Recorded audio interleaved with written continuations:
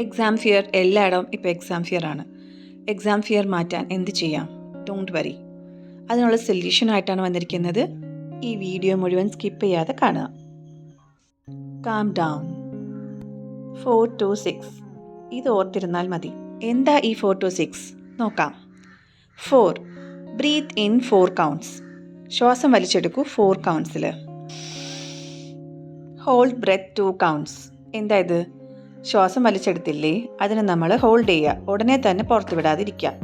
So ശ്വാസം വലിച്ചെടുത്ത ഉടനെ 1 2 3 4 എന്ന് കൗണ്ട് ചെയ്യുക, പിന്നെ 2 counts ഹോൾഡ് ചെയ്യുക.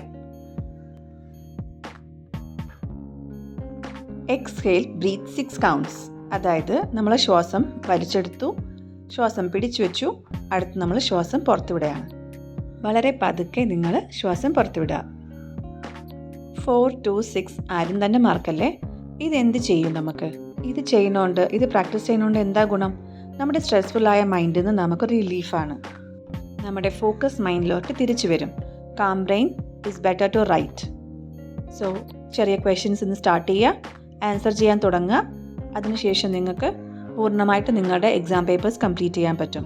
So got it. Calm mind, the better right.